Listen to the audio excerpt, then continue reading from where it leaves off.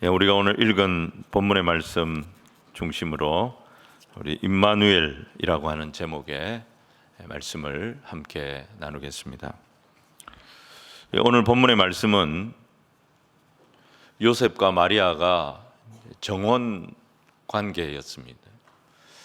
그런데 이 정혼자인 마리아가 임신을 했다는 소식을 요셉이 듣게 됩니다. 정혼은 아직 동거하기 전에 법적인 부부이지만 아직 동거하지 않은 상태의 관계입니다. 그런데 이 소식을 듣고 요셉은 고민하지 않을 수가 없었습니다. 그래서 이 결혼을 조용히 물리려고 했습니다. 그때 요셉에게 하나님의 천사가 와서 하나님의 메시지를 전달하게 됩니다. 그 내용이 무엇이냐면 마리아의 몸을 통해 이 땅에 태어나게 될 그 아기의 이름은 예수, 즉 자기 백성을 저희 죄에서 구원할 자라는 것입니다. 그리고 이 예수는 보라, 처녀가 잉태하여 아들을 낳을 것이요 그 이름을 임마누엘, 즉 하나님이 우리와 함께 계시다, 이 예언을 했던 이사야의 예언을 이룰 자다, 이렇게 소개를 하고 있는 것을 보게 됩니다. 여러분, 이 아기가 구원자 예수시고 그분이 바로 임마누엘이시라는 겁니다. 여러분, 임마누엘, 이 이름이 성경에 제일 먼저 등장하는 부분이 이사야 7장 14절입니다. 우리 이사야 7장 14절을 함께 읽겠습니다. 시작. 그러므로 주께서 친히 징조를 너희에게 주실 것이라. 보라, 처녀가 잉태하여 아들을 낳을 것이요 그의 이름을 임마누엘이라 하리라. 여기에 나온 이사야서에 나온 이 임마누엘의 약속을 마태복음이 그대로 인용을 한 것입니다. 임마누엘, 하나님이 우리와 함께 계신다. 여러분, 이 약속을 받게 되면 우리가 어떤 기대를 하게 될 것 같습니까? 하나님이 우리와 함께 계시니까 이제 나는 모든 것이 형통하겠구나. 하나님이 우리와 함께 하시니까 이제 내가 하는 모든 일은 술술 잘 풀리겠구나. 막히는 게 없겠구나. 하나님이 나와 함께 하시니 이제 나는 기쁜 일, 좋은 일만 있겠구나. 이제 나는 아프지도 않고 건강하게 살 수 있겠구나. 우리는 이런 기대를 할 수 있을 것입니다. 그런데 이사야 7장을 보시면 임마누엘은 그런 이야기가 아닙니다. 도대체 임마누엘이 뭔가? 성경을 통해서 이 임마누엘의 약속을 주신 그 배경을 오늘 우리가 한번 살펴보면서 이 이름의 의미를 좀 더 분명하게 알게 되기를 원합니다. 먼저 이 이사야의 시대의 남유다는 우시야 왕의 손자였던 아하스 왕이 통치하고 있었습니다. 근데 그때 이제 유다의 북쪽에 있던 북이스라엘과 그 북이스라엘의 북쪽에 있었던 아람 나라가 힘을 합해서 이 남유다를 공격해 온 것입니다. 사실 이 아람과 이스라엘은 그 이전까지는 원수지간이었습니다. 남유다는 어떻게 보면 이 세 나라 중에 제일 약한 나라였는데 이 유다가 지금까지 버텨올 수 있었던 이유 중에 하나가 아람 나라와 이스라엘, 이 강력한 두 나라가 서로 이를 악물고 싸우고 있었기 때문에 어부지리로 버텨온 것입니다. 그런데 아하스 왕 때에 무슨 일이 벌어졌느냐? 이 철천지 원수로 그렇게 전쟁을 하던 아람과 북이스라엘이 동맹을 맺은 거예요. 이 두 나라가 힘을 합해서 제일 약한 이 유대 나라를 공격하기 시작한 것입니다. 자, 이사야 7장 1절과 2절 말씀을 우리 같이 읽겠습니다. 시작. 우시야의 손자요 요담의 아들인 유다의 아하스 왕 때에 아람의 르신 왕과 르말리아의 아들 이스라엘의 베가 왕이 올라와서 예루살렘을 쳤으나 능히 이기지 못하니라. 어떤 사람이 다윗의 집에 알려 이르되 아람이 에브라임과 동맹하였다 하였으므로 왕의 마음과 그의 백성의 마음이 숲이 바람에 흔들림같이 흔들렸더라. 아하스 왕과 백성들은 이 엄청난 공격을 이제 당했습니다. 근데 아직 예루살렘 성이 함락되지는 않았지만 유대나라 전체가 엄청난 피해를 겪었던 것입니다. 아하스는 이 전쟁이 만만한 전쟁이 아니다 하는 것을 생각을 하고 전쟁 중에 예루살렘의 수로를 점검하고 있었습니다. 3절과 4절 말씀을 우리 계속해서 한번 읽어봅시다. 시작. 그때에 여호와께서 이사야에게 이르시되 너와 네 아들 스알랴숲은 윗못 수도 끝 세탁자의 밭 큰 길에 나가서 아하스를 만나 그에게 이르기를 너는 삼가며 조용하라. 르신과 아람과 르말리아의 아들이 심히 노할지라도 이들은 연기 나는 부지깽이 그루터기에 불과하니 두려워하지 말며 낙심하지 마라. 아마도 여기 나오는 윗못 수도는 이제 예루살렘이 전쟁에 필요한 물을 채워두는 저수지였던 것 같습니다. 이 물이 말라버리면 예루살렘은 꼼짝을 못하는 거예요. 예루살렘은 천연 요새입니다. 삼면이 골짜기로 둘러싸인 그런 천연 요새입니다. 근데 예루살렘의 약점이 뭐냐? 그 성 안에 샘이 없습니다. 물을 밖에서 가져와서 저장을 해둬야 하는 겁니다. 물이 말라버리면, 이 저수지에 물이 말라버리면 성이 함락되지 않더라도 꼼짝없이 망하게 되는 것입니다. 그래서 전쟁 중에 왕은 직접 이 저수지를 물 상태를 점검을 하고 있었습니다. 그때 하나님께서 이사야를 아하스 왕에게 보낸 것입니다. 아들을 데리고 가라고 하셨습니다. 그리고 왕을 직접 찾아가서 하나님의 말씀을 전달하게 하신 것입니다. 그 하나님의 말씀의 내용이 뭐냐? 지금 아람과 북이스라엘이 엄청난 세력을 만들어서 예루살렘을 좀 무지막지로 그냥 공격하고 있는데, 그래서 유다가 큰 피해를 입은 것은 사실이지만 너는 그들을 두려워하지 마라. 이들은 타다가만 부지깽이와 같아 얼마 못 가서 허망하게 사라지게 될 것이다. 이 희망의 말씀을 전하게 했던 것입니다. 여러분, 이 말씀은 아람을 우습게 여겨도 된다, 이스라엘을 우습게 봐도 된다는 말이 아닙니다. 이들의 공격은 무서운 공격이었습니다. 이 공격 때문에 유다는 지금 굉장한 어려움을 당하고 있고 힘든 고비를 지나가고 있습니다. 하지만 하나님의 메시지는 뭐냐? 그렇다고 해서 너희들 흔들리지 마라. 그렇다고 해서 너희들 여기저기 찾아다닐 필요 없다. 이 위기가 힘들지만 그렇게 오래 가지 않는다. 너는 이 약속의 말씀을 의지하고 이 고난을 버텨내라, 이겨내라. 너희가 승리한다. 이 메시지를 주신 것입니다. 근데 아하스 왕의 문제가 뭐냐면 이 왕은 유다의 왕이었지만 믿음의 뿌리가 굉장히 약한 왕이었습니다. 열왕기와 역대기를 보시면 이 아하스가 어떤 왕이냐? 유다의 왕이면서 바알신을 섬겼습니다. 산당이나 푸른 나무 아래서 우상에게 직접 분향을 했습니다. 심지어는 미신의 미혹이 돼가지고 자기 자녀들을 불 가운데로 지나가게 했던 것입니다. 사실 아람과 이스라엘이 손을 잡고 유다를 공격한 것은 바로 이 아하스의 죄와 관련이 있는 것입니다.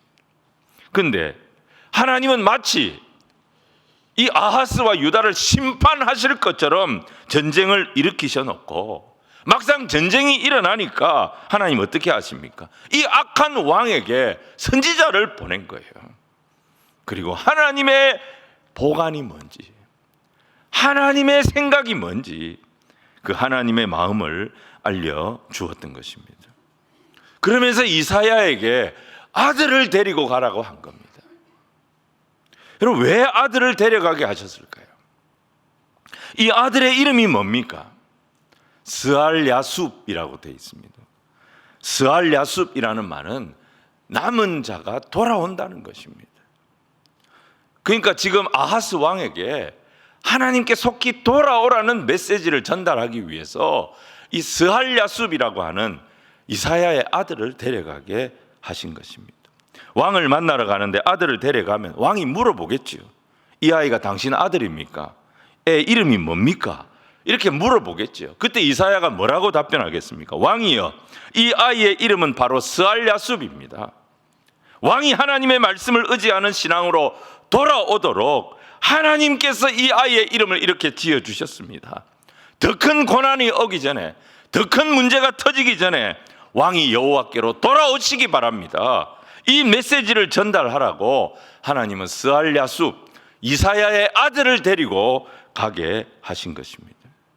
근데 아하스는 말이죠, 이 하나님의 말씀을 받아들이지 않았습니다. 여호와께 돌아오지 않았던 것입니다. 아하스는 생각을 했을 겁니다.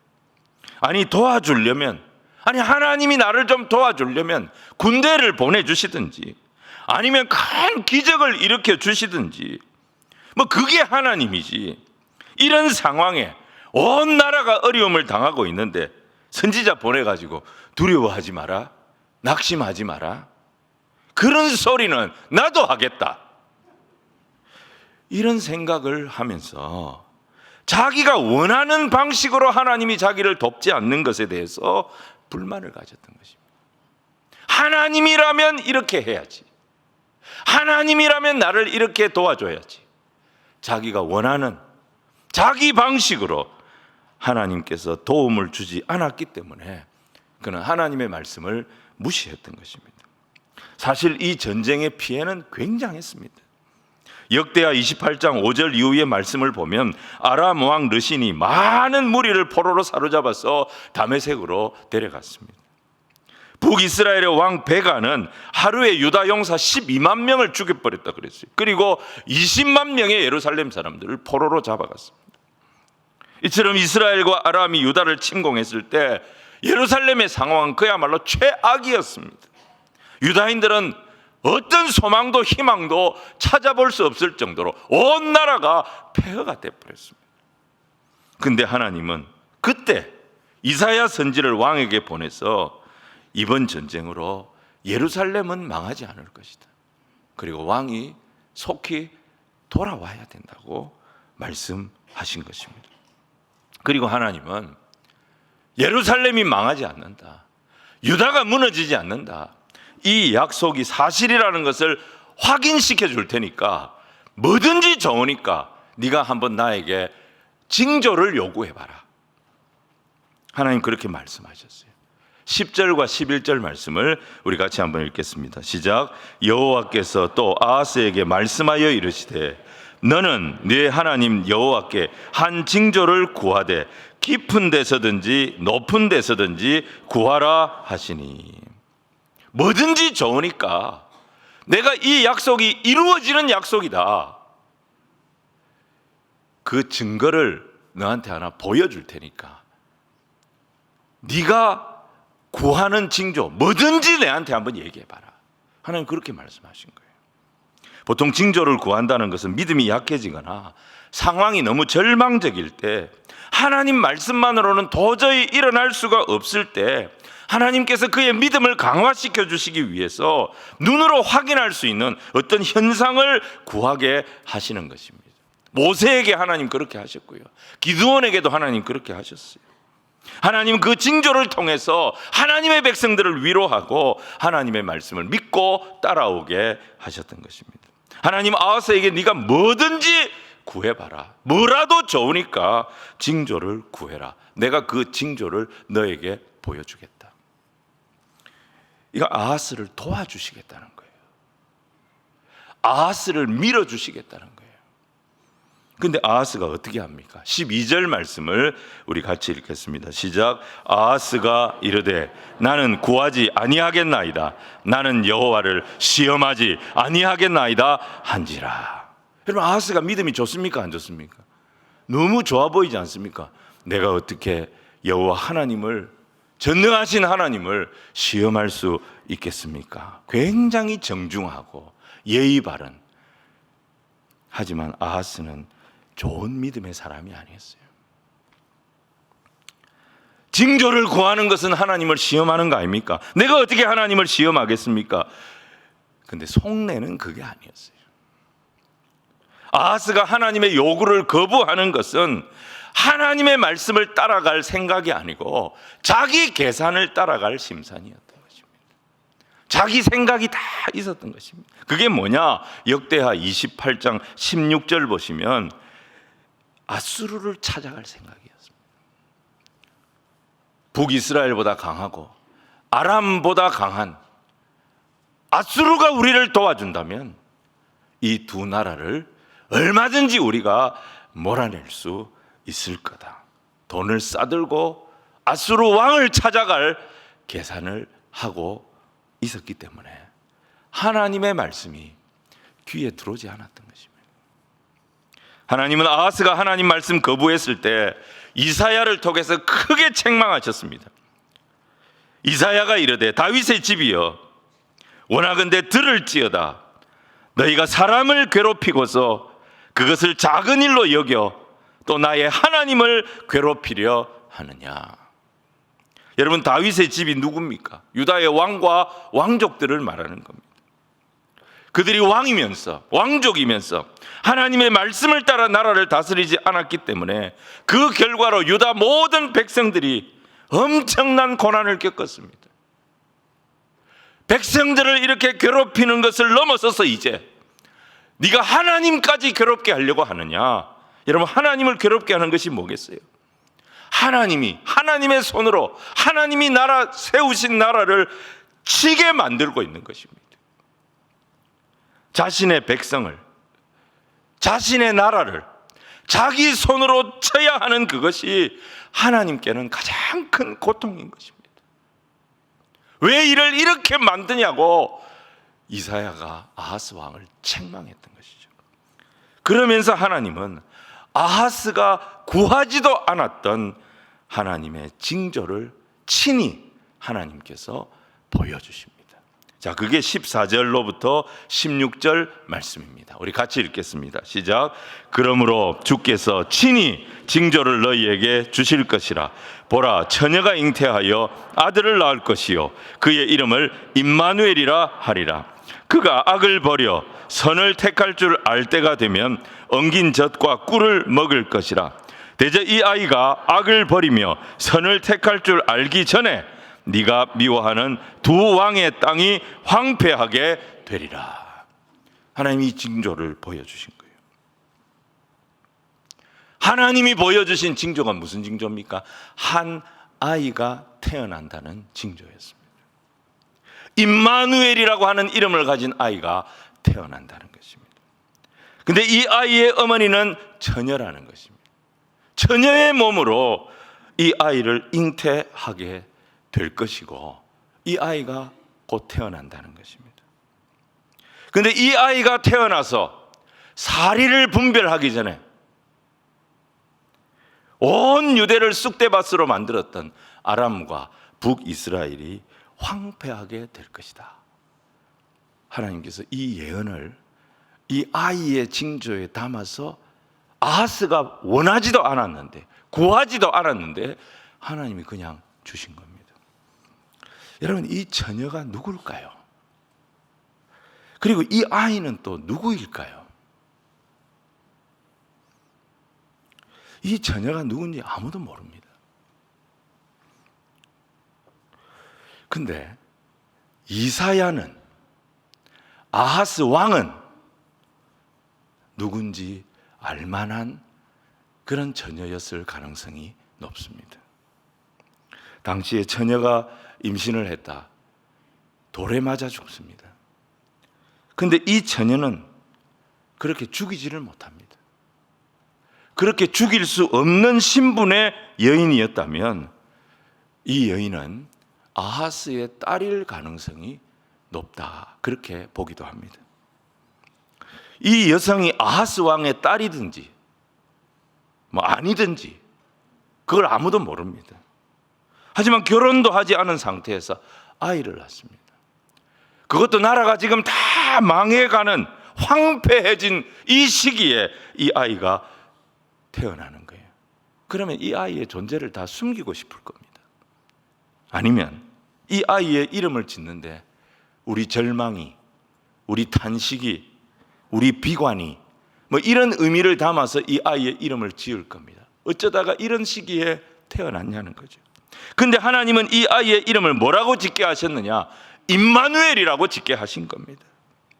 하나님이 우리와 함께 하신다는 뜻입니다. 이 말씀의 의미가 뭐겠습니까?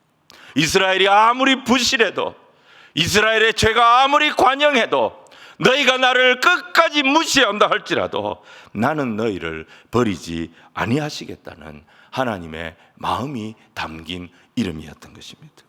아무리 인생 밑바닥에 내동댕이 쳐진다 할지라도 하나님은 자기 백성을 버리지 아니하시고 그 백성과 끝까지 함께 하시겠다는 하나님의 의도가 담긴 이름이었던 것입니다. 여러분, 이때 이스라엘, 이때 유다에게 필요한 것이 뭐였겠어요? 이 하나님의 약속의 말씀을 붙잡는 거예요. 이 약속의 말씀을 믿고 이 하나님을 신뢰하는 모습이었던 것입니다. 여러분, 여기에 메시지가 있습니다. 첫 번째 메시지는 하나님은 우리가 원하는 방식으로 응답을 주시는 것이 아니라 말씀으로 먼저 응답을 주신다는 것입니다. 시편 107편 20절에 이런 말씀이 있습니다. 그가 그의 말씀을 보내어 그들을 고치시고 위험한 지경에서 건지시는도다. 우리를 고치실 때에, 우리를 위험한 지경에서 건지실 때에 하나님이 하시는 일은 뭐냐? 먼저 우리에게 말씀을 보내주신다는 것입니다. 우리 하나님은 말씀으로 일하시는 분이심을 믿으시기를 바랍니다. 우리가 어떤 형편에 있든지, 어떤 상황에 놓여 있든지, 우리가 있는 곳에서 아무리 절망적이라 할지라도, 아무리 어려움이 크다 할지라도 우리가 있는 곳에서 하나님의 말씀이 들릴 때, 우리가 예배하는 이 자리에 하나님의 음성이 내게 들릴 때, 사랑하는 여러분, 하나님의 말씀이 내 심령에 박히면 우리가 아무리 힘든 상황 속에 있어도 승리할 줄로 믿으시기를 바랍니다. 왜냐, 하나님은 말씀으로 일하시는 분이시기 때문입니다. 근데 아하스 왕은 이걸 이해를 못했어요. 하나님은 우리가 어려움 당할 때 항상 말씀을 먼저 보내셔서 그 말씀이 우리와 함께 하게 하십니다. 근데 우리도 이게 처음에는 이해가 잘 안 됩니다. 지금 나한테 필요한 것은 말씀이 아니라 돈인데, 지금 나에게 필요한 건 우리 애가 대학 들어가는 건데, 지금 나한테 필요한 것은 우리 자녀가 직장에 들어가는 거고 결혼을 하는 건데, 아니 하나님이 좀 도와주려면 좀 답이 보이도록, 가슴에 좀 팍팍 와닿도록, 손에 좀 뭐가 딱 쥐어지도록 그렇게 도와주시면 좋겠는데, 우리 하나님은 어떻습니까? 항상 간접적으로 도와주시는 거예요. 그러니까 하나님하고 우리는 안 맞아요. 잘 안 맞아요. 내가 원하는 거하고 하나님이 주시는 건 항상 간격이 있는 거예요, 이게. 그래서 우리는 신앙생활을 하면서도 참 답답할 때가 많습니다. 말씀을 들으면 은혜는 되는데 나가면 하나도 바뀐 것이 없어요.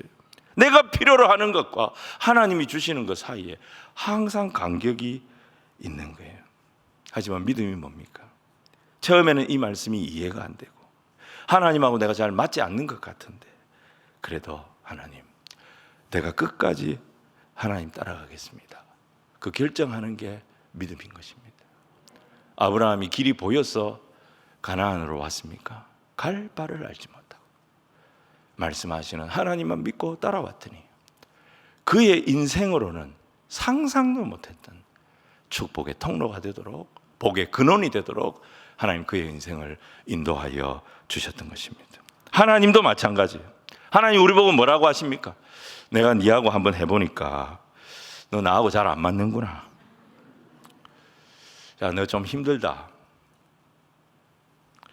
근데 나는 너 안 버린다.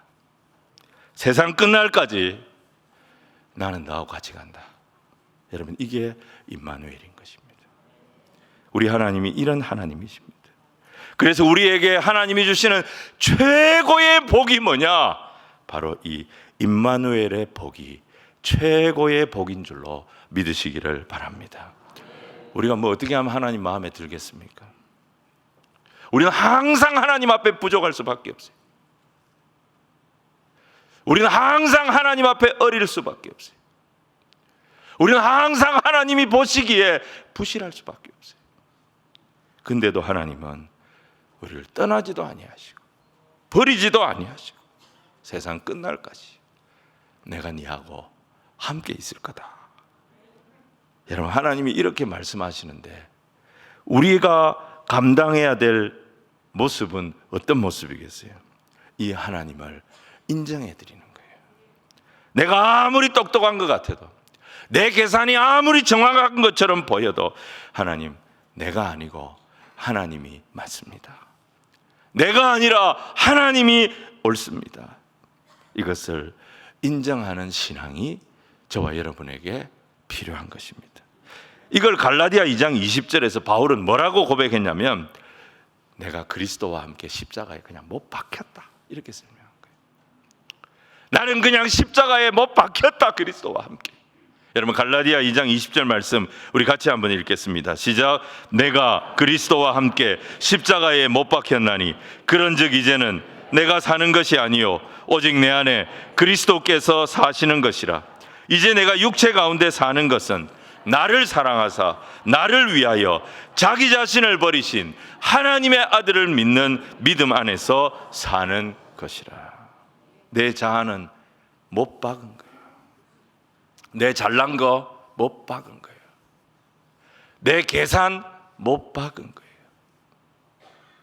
다 못 박고 이제 나는 내가 아닌, 내 머리가 아닌, 내 방법이 아닌 하나님이 부어주시는 은혜로, 하나님을 믿는 믿음으로 삽니다. 여러분, 이 고백이 오늘 저와 여러분의 고백이 되기를 주님 이름으로 축원을 드립니다. 우리가 이걸 굳게 믿을 때 우리의 자리가 견고해지는 것입니다. 두 번째는 아하스가 원치 않았는데도 징조를 주셨잖아요. 그런데 이 징조대로 역사가 이루어집니다. 여러분, 그 징조가 처녀의 몸에서 태어날 임마누엘이라고 하는 아이였습니다. 이 아이가 악을 버리고 선을 택할 줄 알게 될 때에, 그러니까 이 아이가 사리 분별을 하기 시작할 때에, 그러니까 한 4-5살쯤 되었을 때에 하나님의 약속이, 하나님이 말씀하신 그대로 이루어질 거다. 그렇게 된 겁니다. 여러분, 사실은 임마누엘만 자라고 있었던 것이 아니에요. 두 아이가 자라고 있었어요, 예루살렘에. 한 아이는 이사야 7장에 나오는 임마누엘입니다. 근데 또 한 명의 아이가 자라고 있었어요. 이사야 8장에 보시면 이사야가 그 아내를 통해서 아들 하나를 낳았습니다. 이 아들의 이름이 뭐냐? 마헬살랄 하스바스였습니다. 마헬살랄 하스바스였습니다. 자, 이사야 8장 3절 4절 말씀 같이 한번 읽겠습니다. 시작. 내가 내 아내를 가까이 하매 그가 임신하여 아들을 낳은지라 여호와께서 내게 이르시되 그의 이름을 마헬살랄 하스바스라 하라. 이는 이 아이가 내 아빠 내 엄마라 부를 줄 알기 전에 다메섹의 제물과 사마리아의 노량물이 아수르 왕 앞에 옮겨질 것임이라 하시니라. 마헬살랄 하스바스라는 말은 약탈이 빠르다, 노략이 신속히 온다, 이런 뜻입니다. 유다에게 큰 고통을 줬던 두 나라, 북이스라엘과 아람, 이 나라의 멸망이 멀지 않았다는 것입니다. 이걸 암시하는 이름이었습니다. 실제로 아수르 손에 이 두 나라는 사라지게 됩니다. 여러분, 두 아이가 자라고 있습니다. 한 아이는 심판을 상징하는 마헬살랄 하스바스, 이 아이가 지금 자라고 있습니다. 이 아이가 엄마, 아빠 이렇게 말하기 시작할 때, 엄마, 아빠를 알아보기 시작할 때 두 나라 끝난다는 겁니다. 심판을 상징하는 아이입니다. 근데 또 한 아이가 자라고 있습니다. 임마누엘입니다. 유다가 그렇게 하나님을 배도하고 아하스 왕이 그렇게 하나님을 무시했지만 하나님 뭐라고 하십니까? 내가 유다하고 끝까지 갈 거다. 구원의 아이가 자라고 있었던 것입니다. 사랑하는 성도 여러분, 하나님의 역사가 이루어질 때에 유다는 아무것도 한 게 없었습니다. 왕은 하나님의 약속을 믿지 않았고 백성들도 하나님의 약속을 외면했습니다. 그럼에도 불구하고 하나님은 자기 백성과 함께 하신다는, 자기 백성과 함께 하시겠다는 하나님이 친히 주신 징조, 이 임마누엘의 약속 때문에 유다는 구원을 얻었고, 그렇게 기세등등했던 아람과 북이스라엘은 마헬살랄 하스바스, 그 예언대로 사라져버린 것입니다. 여러분, 우리가 십자가도 마찬가지입니다. 우리가 언제 십자가의 주님을 환영했습니까? 제자들은 예수님 보고 다 십자가 지지 말라고 말렸습니다.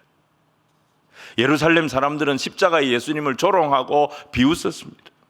그런데도 예수님은 끝까지 이 십자가를 지셨습니다. 아무도 환영하지 않는 십자가, 예수님 왜 지셨을까요? 거기에 하나님의 약속이 있었기 때문입니다.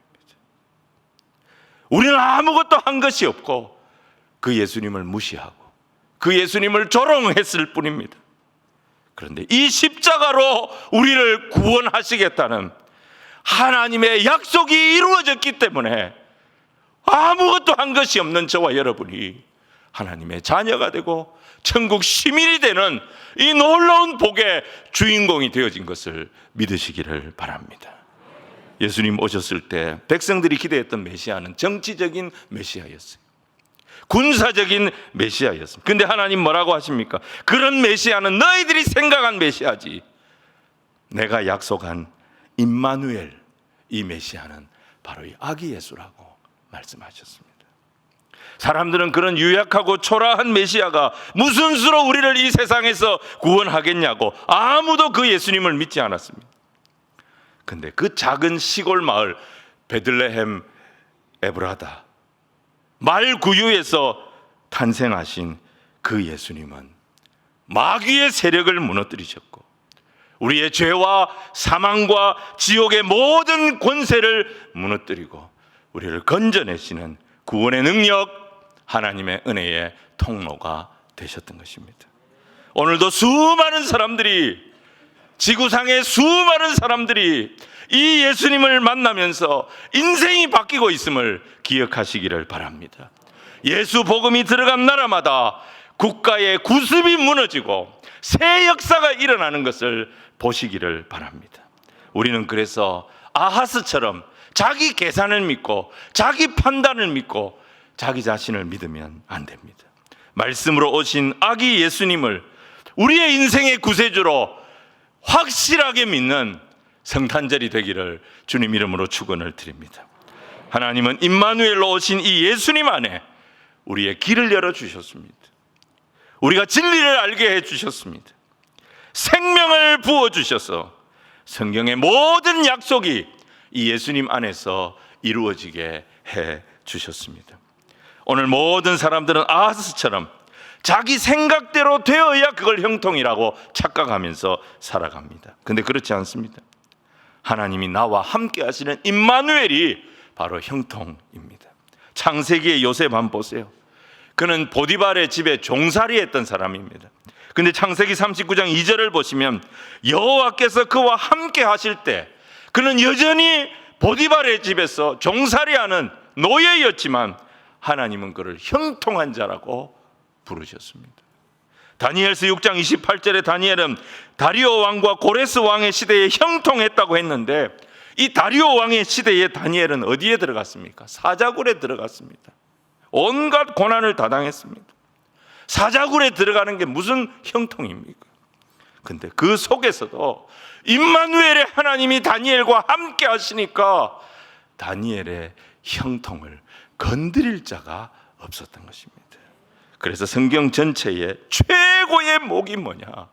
임마누엘의 복인 것입니다. 임마누엘은 단순 위로가 아니에요. 괜찮을 거야, 잘 될 거야, 염려하지 마, 단순한 위로가 아닙니다. 모든 일이 아무 일도 없을 거야, 평탄할 거야, 그런 게 아닙니다. 여호와 하나님, 시편 23편 보시면 우리를 푸른 조장 쉴만한 물가로도 얼마든지 인도하실 수 있는 하나님입니다. 하지만 거기에 뭐라고 되어 있어요? 때로는 우리를 사망의 음침한 골짜기로 이끄시기도 하십니다. 근데 뭐라고 되어 있습니까? 내가 사망의 음침한 골짜기로 다닐지라도 해를 두려워하지 않을 것은 주께서 나와 함께 하심이라. 임마누엘의 복이 사망의 음침한 골짜기에서도 하나님의 백성들을 지켜주시는 권능이 됨을 믿으시기를 바랍니다. 우리가 가는 길에 고난이 있어요. 어려움이 있어요. 염려가 있어요. 걱정이 있습니다. 그런데 그곳에 하나님의 말씀이 들리면 소망이 있습니다. 말씀하시는 하나님 어디든지 우리와 함께 하실 것입니다. 그리고 하나님 약속하신 모든 것을 그곳에서 우리 앞에서 풀어 나가실 것입니다. 그래서 우리가 최종적인 기쁨을 차지하도록 인도하여 주시는 이 하나님이 임마누엘의 하나님이심을 믿으시기를 바랍니다. 오늘 성탄절 이 기쁜 날, 이 임마누엘의 신앙을 가지고 모든 형편처지 상황을 이겨내는 우리 성도들 다 되시기를 주님 이름으로 축원을 드립니다.